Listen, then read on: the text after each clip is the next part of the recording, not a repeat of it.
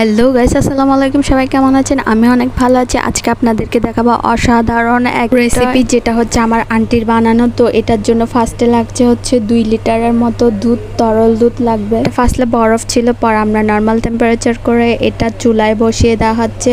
অনেকক্ষণ ধরে নাড়তে হবে এটাকে। কিছুক্ষণ জাল দেওয়ার পর একটা বাটিতে আলাদা করে সাইড করে রেখে ওর মধ্যে গুঁড়া দুধ মিক্স করতে হবে। যেহেতু এটা আমরা দই বসাবো, তো ভালো করে নেড়ে চেড়ে এটাকে মিক্স করতে হবে যাতে দলা পাকিয়ে না থাকে এবং বাবলস না থাকে। ভালো করে মিক্স করতে হবে। এরপর আমরা তৈরি করব হচ্ছে ক্যারামেল। এটার জন্য 2 লিটার যেহেতু পানি, সেহেতু আমরা 3 চামচ চিনি নিয়েছি। চিনিগুলোর সাথে হালকা পরিমাণে পানি মিক্স করে এটাকে ক্যারামেল তৈরি করব। তো এটা অনেকক্ষণ ধরে নাড়াচাড়া করে মিক্স করতে হবে। তো ক্যারামেলগুলো ফার্স্টে যখন আমরা দুধ ঢালছিলাম, এগুলো একটু দলা পাকিয়ে গেছিল। তো এটাকে ভালো করে নাড়াচাড়া করতে করতে মিক্স করতে হবে। এই কাজটা কিন্তু অনেক ধৈর্য সহকারে করতে হবে। অন্য সাইডে লাগছে হচ্ছে টক দই। 3 চামচ পরিমাণ নিয়ে ভালো করে ফেটিয়ে নিতে হবে, যেহেতু দুধের সাথে আমরা ঢালবো। সেগুলো ভালো করে ধুয়ে ক্লিন করে রাখা হচ্ছে। এরপরে মিক্স করা হচ্ছে দুধ। দইয়ের সাথে ভালো করে মিক্স করে এক এক করে সব কাপগুলোর মধ্যে ঢালতে হবে, ভালো করে যাতে কোনো বাবলস না থাকে।